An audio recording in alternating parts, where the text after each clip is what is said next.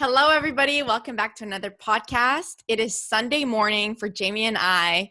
And the guest that we have today, he's actually on the other side of the world, and it's almost midnight on his end. And we're super excited because it's one podcast that we've been really looking forward to. And I can't even believe that he's on our podcast because he is very famous online. And you will get to hear a little bit more about who he is in a few seconds. So, Jamie, how's your Sunday going? So far, 9 o'clock, already getting at it. We try to do this for all of our listeners, and, we try to accommodate to our guests. So no matter what day it is, we're always out here trying to get y'all some good stories. And we're so excited, like Massiel said, to have our guest today, which I almost said his name already, but I'll wait for the introduction. I think y'all are going to really like this episode, and he just brings a wealth of knowledge. So I'm just excited to get that started. So today we get the pleasure to interview Alahdal Hussein, who is also known as the OilMan on the web. He is the founder of Oil Industry Insights, and he is recognized and featured on LinkedIn as an oil and gas industry expert with more than 350,000 followers. I don't know anybody that probably has more than like 50,000 followers on LinkedIn. So this is really, really cool for us. And also the fact that he is in oil and gas. So he's like a oil and gas celebrity. He is passionate about sharing knowledge, turning information, data, and intelligence into insights and analysis, creating values to investors, traders, decision makers, and oil and gas professionals. And if you follow him on LinkedIn or if you follow his website, you'll notice all the information that he's constantly putting out there for our industry. So we're going to dig into his story and a little bit more of how he even got to become the oil man. So, Alada, thank you so much for being here today. Thank you guys for having me here. Yes, so we know you're currently in Malaysia, but you actually grew up in Yemen. Can you tell us a little bit about where you're from and what life was like growing up? Yeah, sure. So, like you mentioned, I am from Yemen. I'm living here in Malaysia right now, but I am from Yemen, and the way how I grow up is just a normal childhood, except for the fact that a lot of things have changed from when I was in primary and secondary school towards when I was in a high school. So in primary and secondary school, I grew up in a little bit small family, but as we progressed, my family grew. We had 7 sisters and 3 brothers. And I was doing quite well when I was in primary school until the point where my mom died. She passed away, and what happened was we had to move back to hometown. And when I moved, during that transition, I was quite smart in the school. I had very good grades, but when that transition happened, you don't have a mom and all these kind of things. It started to you don't have someone to push you. So my performance wasn't that good when I went back to hometown. Secondary school wasn't that good, and when I went to high school, it was quite bad, to be honest, because my father he was elected in the council representative, and he became quite famous, and I was drifted into that direction. So I was helping him a lot, to the point where I kind of didn't really care about my studies. And it was quite shocking when I haven't told anyone about this, but when I was at the last year of high school, what happened was I failed in the last year. And then that was the turning point of my life. So to this day, even though it was a bad event, but it really, I'm very grateful. It was a 1 year. I missed 1 year, but it turned me to the man who I am today. So what happened was I failed one of my subjects. I had to repeat the year. It was quite bad because the family, people around you look at you differently.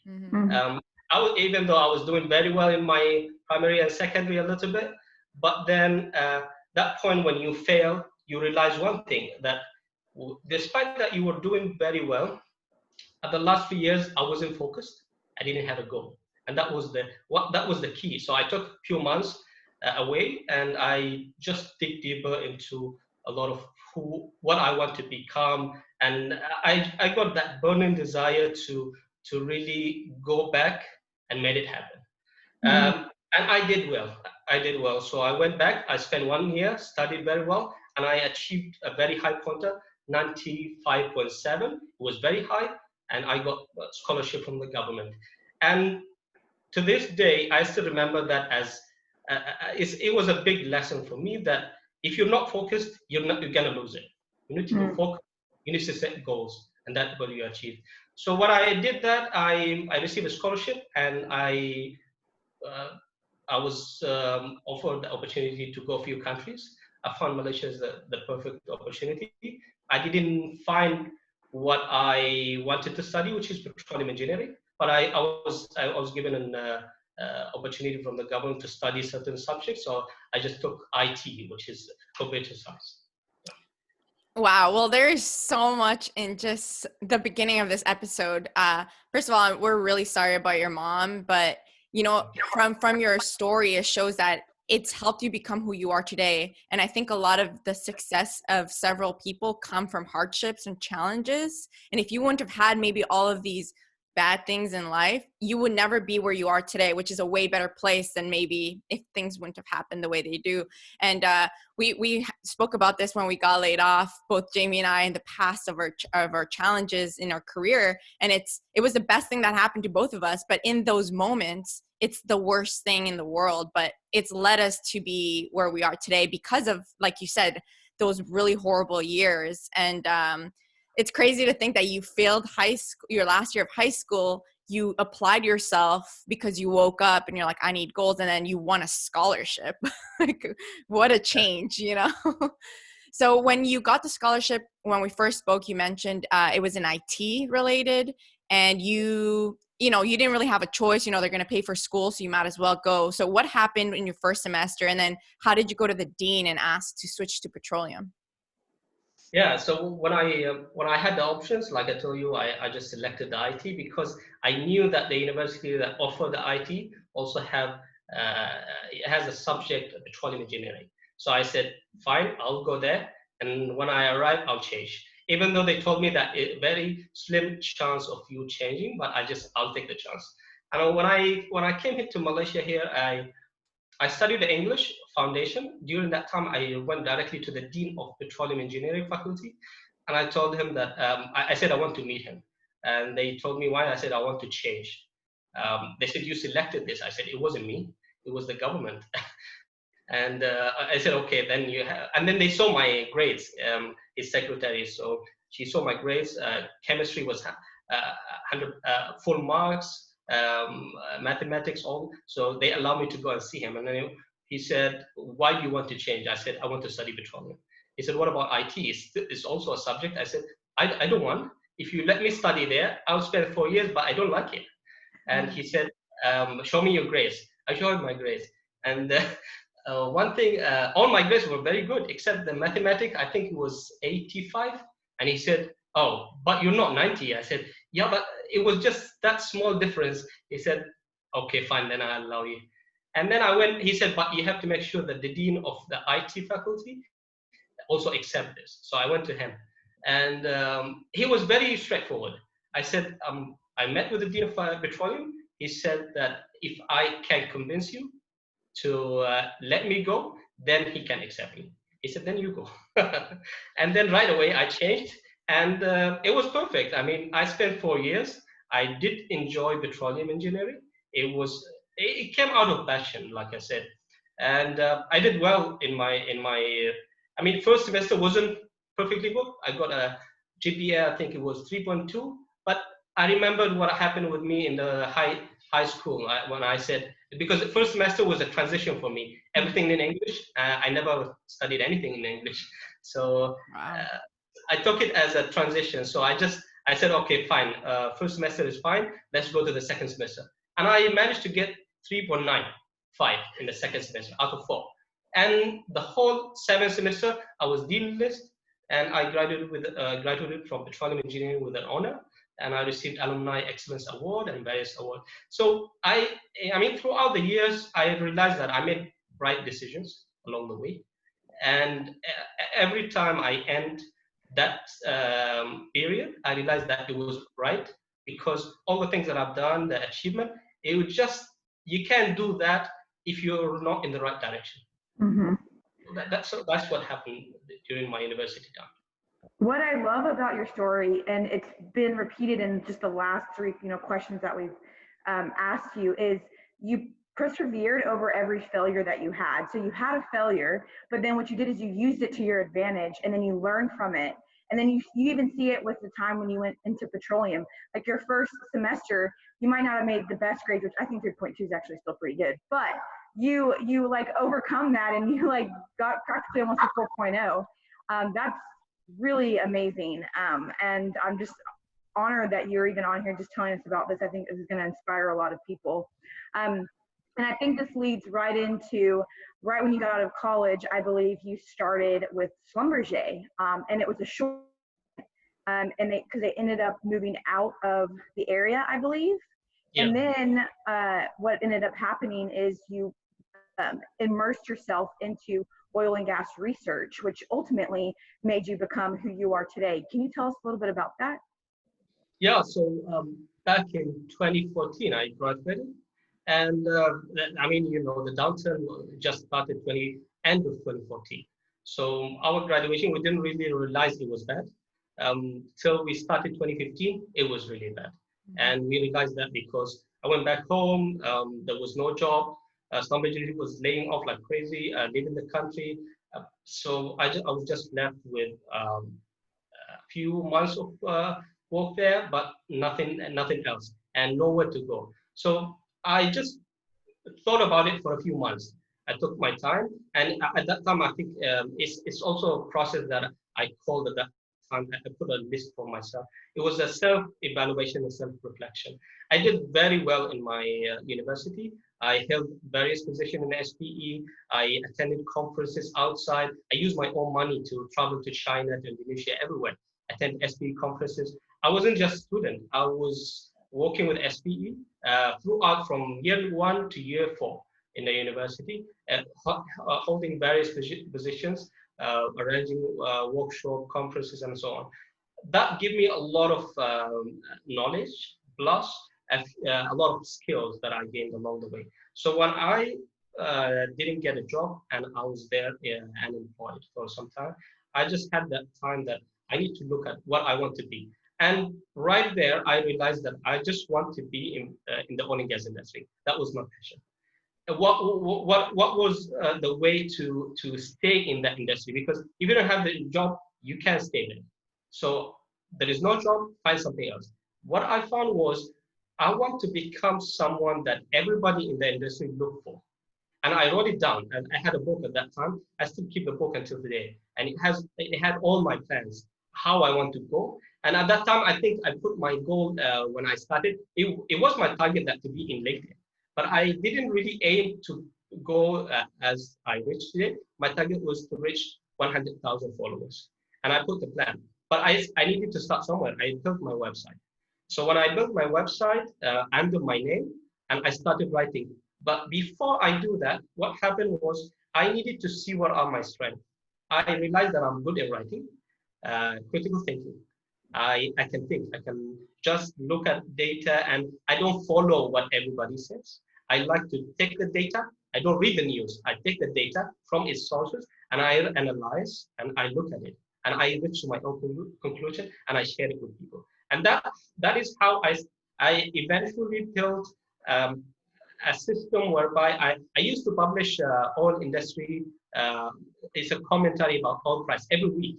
And how I did it, I put a structure that I need to find this data from these sources, put it together, write, analyze, and write, publish every week. So I did the same thing for myself. You just need to understand what you're good at, what are the things that you can improve, and what is your goal, where you want to go. Identify, done, and then I started to do that. It worked very well because people needed someone to come with something different, not just sharing the news. You find the data, you analyze, you share your view, and it is very close to what they really were looking for. Mm. Yeah. So I remember when you first mentioned that to us. First of all, just timeline for people. You're very young. And the reason why Jamie and I were shocked, not because you look old, you look young. It's how much knowledge you had. So when we both followed you on LinkedIn and reading all the stuff that you come up with and the data and, you know, all the advice that you have and even like how you call out some companies and things like that, I'm like, for sure this guy's like 60 or like he's been in the industry for 30 plus years. Because it just shocked me. And I remember in our interview, you're like, no, like I graduated in 2014. And I remember Jamie and I were like, 2014, what? So Yes, it I just know. shows how, like, what really spoke to me when we first spoke to you was how you don't need 30 years of oil field experience to be respected. And I feel like that's always been standard. Like, oh, you've only been in the industry 5 years, you know, to the side, you don't know anything. And you've really showed the world that if you study, you look at the data, you immerse yourself, you want to be part of the industry, you go to all these conferences, it doesn't really matter. You don't need 30 years to have as much knowledge. And it was just so shocking. I remember you also mentioned, so you started your website, you started posting on LinkedIn. I didn't know you had a goal. That's really cool. So you said, I'm going to get 100,000 and this is how I'm going to get there. That's pretty crazy. It just shows that, you know, you write it down and you could achieve a lot of what you have in your mind. You just really need to work towards it. And obviously you've put a lot of work behind it, right? A lot of people start a website and say, I want to do this. And then after 1 month, they only had 20 followers and they give up, right? So Yes. how long did it take for you to actually start seeing your work, right? It's not like you got 100,000 after 1 month, you know, or maybe you Yeah. did. I don't know. No, you see, when I started, to be honest, when I put the goal there, I only had around 3,000, not followers, it was connections in LinkedIn. Connection. I connected with so many people anyway. But that was the number, 3,000 something. But when I started to create my own website, you see, you can't just go to LinkedIn and start doing it there because you need something to back you up. So I built that website that made me look to be honest, when I Credible. was Yeah.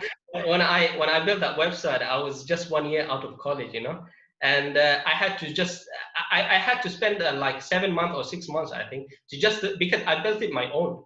So I had to learn how to build a website, and when I was done, I started sharing articles in my website until it was, I think, 50 articles. Then I started to post in LinkedIn, and I think there was a few articles I posted in LinkedIn, but I realized it wasn't just the articles that were doing a lot of influence. It was the simple post that I do every day, Mm. and it has to be educating, it has to be informative, and it has to come up with value for people. And then people, once you start sharing that, people just like it. Mm. And it started to grow slightly from there. But there was one article, I think it was back in 2015, end of 2015, and everybody was just lost. They don't know where is the market heading. And at that time, everybody just want to know where is the market heading. I wrote an article. It was I think it was called "What 2016 Holds for the Oil and Gas Industry." So back in 2015, end of 2015, I just wrote what 2016 holds for the oil and gas industry, and I explained everything, the dynamics of the industry, what was shale oil and the OPEC are doing, and why each party would not do this and would not do that. I explained everything.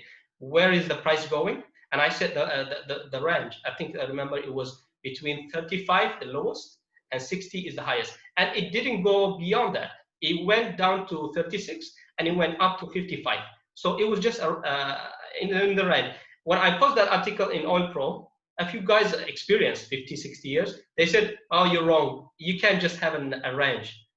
You must give us a price. I said, it doesn't work that way. You have a 1 year, it will be a range. And it worked, like I said. It wasn't because I was just putting numbers there. No, I had to study the previous years.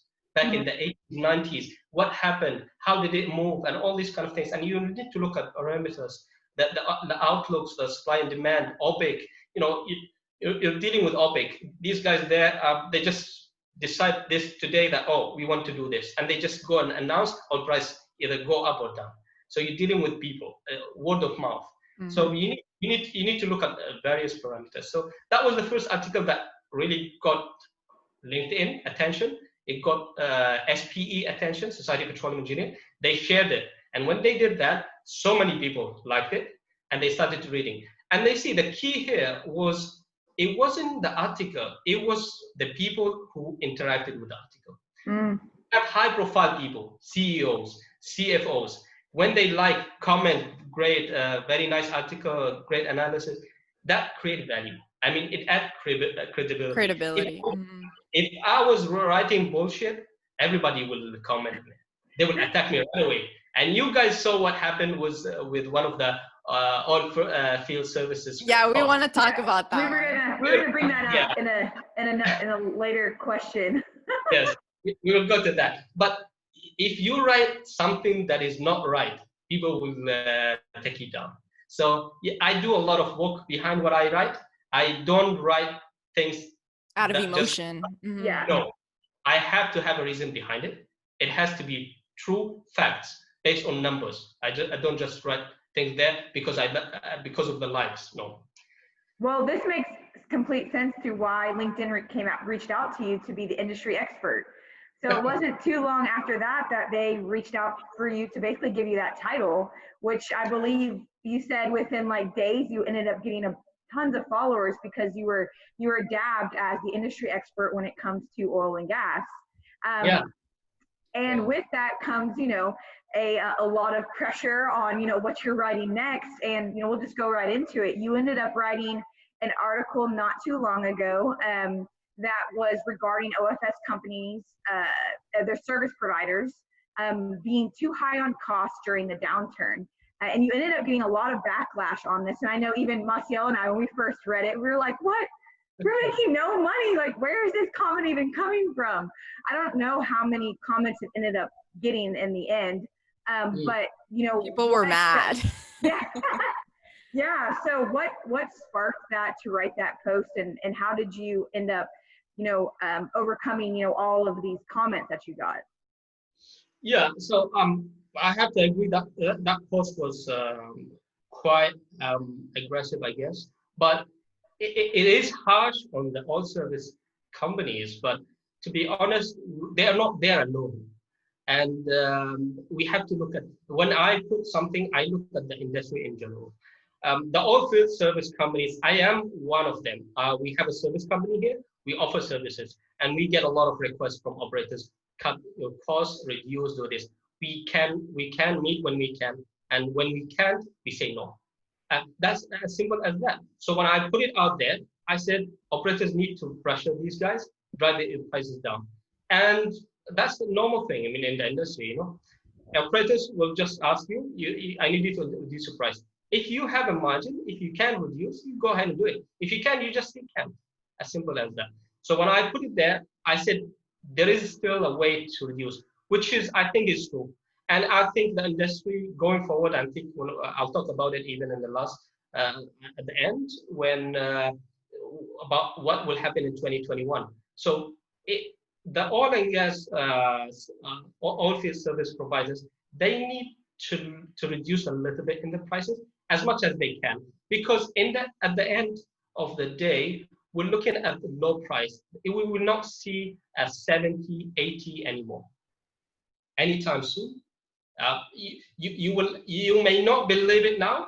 I said it back in 2015. Some people were saying, no, it will come by 2020, 2019, it will go up to 90. It did. And I told them that before it happened, I said, it happened back in 2018. And I said it was because of OPEC.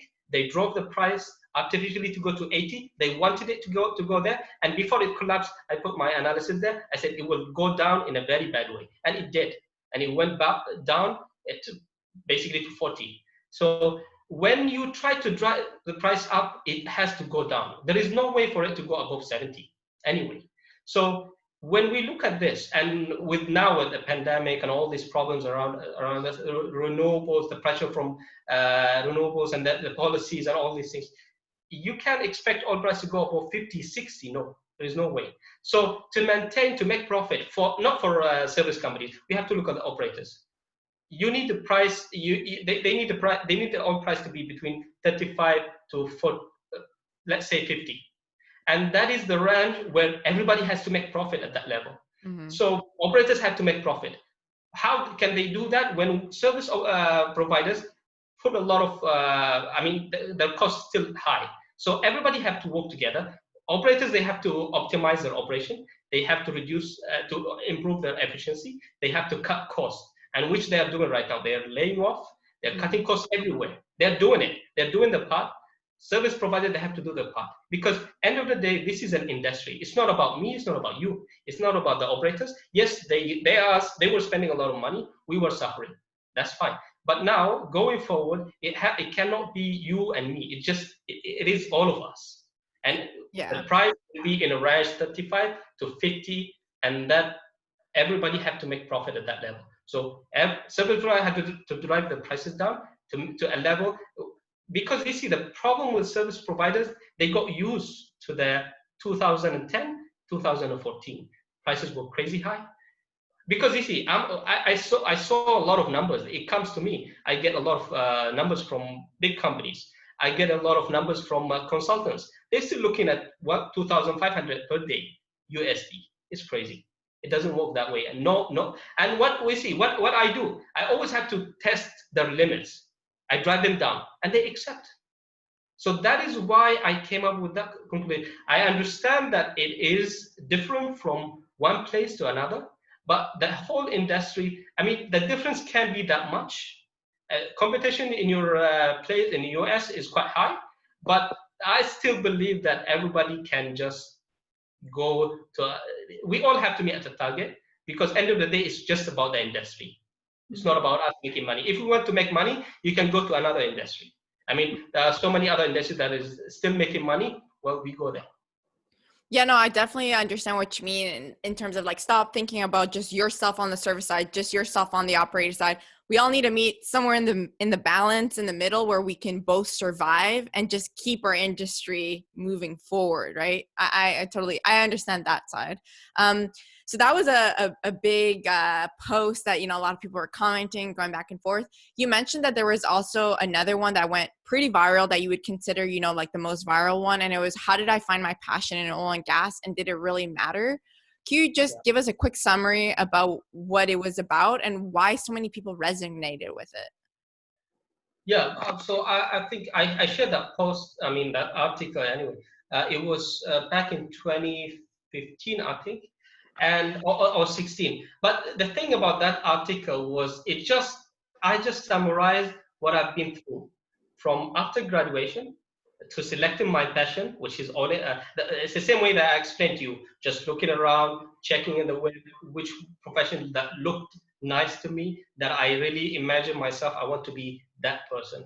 And I just shared everything that happened to me along the way, the struggles that I faced, and the fact that I overcome all these problems and I stayed there. When I stayed there, it worked out. So you see what I did from 2015 to up to today is I was out of the industry. I had no way to go in because there was no job. And I was back in Yemen, and there was no way that I can get into the industry. I created a brand for myself. I became a person in the industry. There is a name for me. People look at me. So instead of me applying, putting my CV out there, to tell you the truth, since 2015 or 2016, I've never put my CV anywhere. All the jobs that I managed to secure since 2016, end of 2016, up until today, it was never that I submitted my CV to someone. It was all because they saw my name, they called me. My CV only was sent after our first meeting. Hey, Alahdal, we want you to be here. We want you to be with us. That was the first company. And I joined right away without a CV, without submitting a CV. Second company, they met me first. They saw me through LinkedIn. They called me, we want you to be with us. And then I met them. And when I met, they said, we want you to be with us. Send your CV, just formality. So that was it. That shows about personal brand, how important it is. Exactly. So people still, what they're doing right now is, some, and to a certain level, they still sending CVs, applying here and there. What I did was the opposite. I just put my word out there. I created a brand for myself. The objective wasn't the job. becoming, I was somehow building my brand. I establishing my own industry inside as a company. That was my goal. It wasn't looking for a job. And that is the reason when people ask me, what really made you so famous in LinkedIn?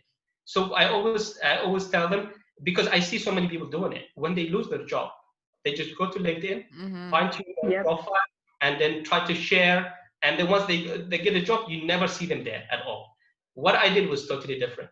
I built my knowledge. I started sharing about the industry. I had a goal to become a name there. I shared information, insight, analysis, knowledge, things that add value to people. And then what I did was I was consistent in doing it every day. It has to be there. And it has to be not just sharing any information. No, it has to be something that adds value. And then you need to know what you're talking about. You can't just put anything. And then when you do that, you can just do it because you want to find a job. You see, even today, I managed to get 2 jobs. I became a shareholder in one of the companies here. I run a company myself. What is the point for me to do it in LinkedIn? No. If I was looking for a job, I wasn't. I want to do it because it's a brand name there, and I want to be there. Yeah, well, see, exactly what you did is you did it unselfishly. Like you gave free advice to those around you, and you thought about the people and what they're going to be reading versus how it's going to bring value just to you. And that ended up building your brand, where now everybody knows who you are, what you're worth, like the knowledge that you bring to just being probably on a board, anything. They know that bring real value, and you've done it from the very beginning. So that just says a lot about, the process that you took in order to get where you're at today, which leads us right into you actually starting or overseeing an oil and gas startup company in Malaysia, where you actually do an integrated service model. How, like, with little technical experience based on, the actual field experience, because you were with Schlumberger for, I believe, like 6 months or so. Although you have all this knowledge from reading and being immersed into the industry, how do you think you became so successful in developing and helping oversee this new company in Malaysia? As you and I were saying earlier, a lot of people were like, oh, well, you need 30 years experience to do something like this. And you definitely proved them wrong. So can you tell us a little bit about that? Yeah. So about that, so I was in a company, a smaller company before that, and it was a job, like just you're just an employee there, and I didn't like it. It wasn't my direction. I didn't tell the manager, but it wasn't my direction to become an employee. So when I saw the opportunity, these guys, they came to me. They said, we've got this company, it's going down, they're losing a lot of money, and it's not. And it was back in 2017. I took the chance. I was the only guy in the company, employee number one. After the previous employees, when they left the company, it was 4 years. For 4 years in the industry, they lost a lot of money. I went in and I just took it over. It was scary, to be honest, because you're starting from. I was a business development manager for another company for a few months, and you don't have that a lot of knowledge, not only about the managing the company, but also about the license of the company, doing all this small stuff, that because you're the only person in that company to start with. So that was the first. It was scary, but you have to take the risk. So that's number one. I saw an opportunity. It was the perfect opportunity for me. I'll become a part of that company, shareholder. So I took that risk. I joined the company and I started building from there. My experience and my influence in LinkedIn did a lot of good work for me. It connected me with a lot of people. Whatever I want, any new technology I find, I just bring it in, and it's all through my connections. I get a lot of secure contracts through my connections. So you have a connection in that. So you can build you can build a lot of things on it, but you need to build the company. I mean, from internally. So I started the first thing that you need to do is you just need to land one contract that helps you get up. So I did that. 4 months down the road, I secured the first contract, and it was perfect. It helped us get over that. Everybody's worried we will close the company down. So when we got that contract with Repsol, it was perfect. It helped us get up. Then I secured the second contract, which was for consultancy study P&A. And it was also perfect because then I got involved in the P&A myself, because my background is petroleum. So I did a lot of work there with a lot of consultants that we have internally.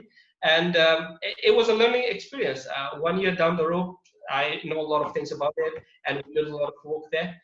And from there, I started to expand to find different opportunities, not only the oil and gas. So we went into manpower, we went into softwares, because during the downturn, we can't focus on drilling.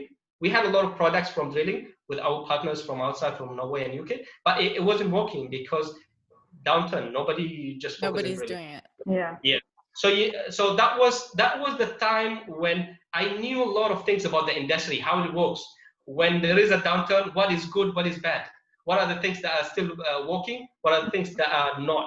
So I used that knowledge to run the company. So during the downturn, you need to focus on other things that bring revenue. When there is a downturn, when it's going up slightly, then you focus on drilling, completion. So it all adds up, and with the connection, the knowledge that I had, and I think there is one word for it: the hard work. So I really work hard, and I never give up. It doesn't matter what it is, whether you have the experience or not. You can run a company. If you want to run a company, you can run the company. And you just need knowledge, and you just need the guts to do it, and the hard work, and it works, and it's working for now. We have a lot of employee, and we managed to partner with a bigger company. We secure a bigger contract with the operators here in Malaysia, and we're doing very fine. Wow. I'm inspired today on this Sunday. No, it's your story is so interesting. It's so unique, and it's exactly what you always hear is it doesn't matter where you came from, what life threw at you. If you want something and you work hard, you'll get there, right? You wanted to stay in the industry. You got laid off a few months after graduation. Like, welcome to the oil field. You don't have a job, right? Most people would be like, I'm done. I'm leaving the industry. I'm gonna go work somewhere else. Well, as you've stayed consistent to your goals and what you wanted, and you wanted to be in the industry. And not only just wanted to be in the industry, you wanted to be recognized and be part of, what makes things move. So it's such an incredible story. Like, and not to mention failing high school. Yeah. Failing high school, where most people say, "Oh, I failed. I'm out. Like, I'm done." I'm not smart enough. You start having self-doubt. Went back and got a full ride scholarship, and then convinced the dean to put you into petroleum. I mean, it's amazing. And you're 30. Like, what? It's crazy. Anyways, our last question is, and I think this is the most important one, is what do you think the next 2 to 3 years are going to look like? Let's say 2021 to 2023. And also, if you were graduating right now in petroleum engineering through the middle of probably what I think was the worst downturn, in my opinion, that I've faced, what is your advice to any of those? And maybe the people still here who are wondering, do I leave the industry? Should I go apply to Amazon? Should I go apply to Apple and Google? Because that's what a lot of people are doing. A lot of people are leaving our industry. What advice do you have? Well, I mean, I think I'll go to the advice in the second phase. First phase would be what I think about 2021 and 2022. You see, now we are at the end of 2020, and things still gloomy. There is a sign of slight recovery in the market, but it's not gonna just happen overnight that we will see all prices going up 50. No, it is still, there are a lot of issues out there, market uncertainty, and it will continue going forward into 2021 because we don't know what will happen with the pandemic. This is number one. But the thing, so the only thing that when we look at the pandemic itself, what it will do, if there is an increase in the cases and there is another lockdown, what will happen is there will be a sharp decrease in oil prices, and it can go to 30 below. That is number one. But if we go with a normal, like what happened over the past 4 or 5 months, what will happen with the oil price? It will still between, now I downgraded my range of for the oil price from it will still be around 35, but now it will not go above 50. even until 2021, end of 2021. I can't believe that it will go above 50. There are so many problems out there. Now, when we go into 2021, there will be even more problems, which is Europe, and now we're starting with Southeast Asia or Asia Pac. We are seeing a lot of development here that in terms of the policies, renewables, the net zero, and all these, even though it's just words and it's just a 2050, but it adds to the pressure on the oil and gas industry. It means that you guys will not be important anymore. Demand is the keyword. Demand will just continue to decrease. And when that market overview or market outlook is there, that demand will not be growing, then we are under pressure, and it will just continue to be 35 to 50. So everybody have to get used to that. Everybody has. That's what I kept saying over the past 3 years. Everybody has to be able to make money between this range, between 35 to 50. Everyone. So if you can make money within this, then you have to go out of the market. Now, going forward until 2021 and 2022, we may see a slight recovery. It may go up to 50 and 60, but there is no way that it will go above 65. There is no way. I don't see it anyway. So we'll still continue with a low oil price. And with that in mind, what will happen is there will be like second quarter of 2021, 2021, we may see a little bit of increase in recruitment because they have laid off so many people out there. So they may start taking, because by second quarter of 2021, especially the offshore operation will start picking up here and everywhere. And at that time, they will start recruiting. So, but it will not be that high. The problem with the fresh grads or the young professionals is that it's not just them competing the job right now. It's them and the experienced people. So they will be in a very difficult market there.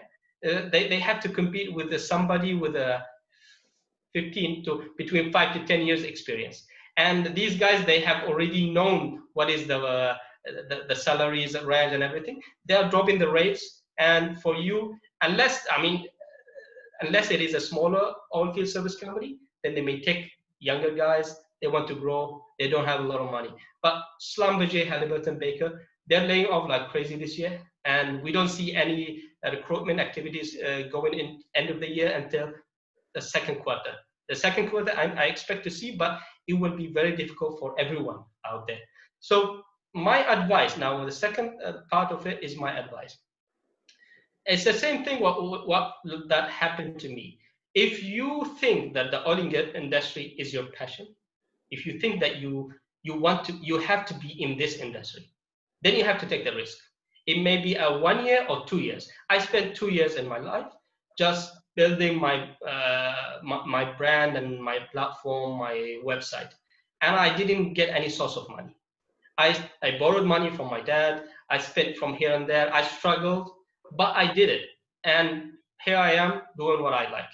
So if you are out there and you have the same passion, you want to be in this industry, then stay and take the risk. You will get a job.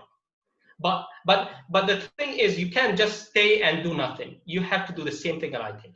You have to build your brand. You have to look like people want you to, they want to have you there. It's not about the technical knowledge. Technical knowledge will get you the job when the operators or service providers have the job. When they don't have a job, they let you go. You have to have the other soft skills that is more into the business. It's all about business. If I have 2 guys, one technical, especially now, I have 2 guys applying for the job, one with the technical knowledge 5 years and one without, but he's very good in business. He can give me a contract the next day. I'll take that guy.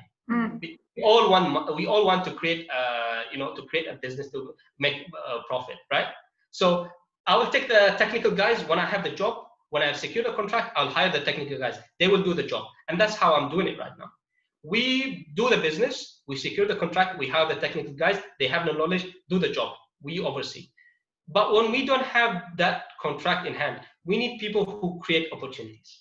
hustlers, Yes. people who aren't in their little box and comfortable. It's people like you that are, hardworking, people who are working on a Sunday like us. Well, not working, but, doing something to provide something to the industry. Well, and Right. what I really like about your advice part is you put it all out there that it is hard work. There is no, I got a degree, I'm sitting here waiting for somebody to come and give me the job.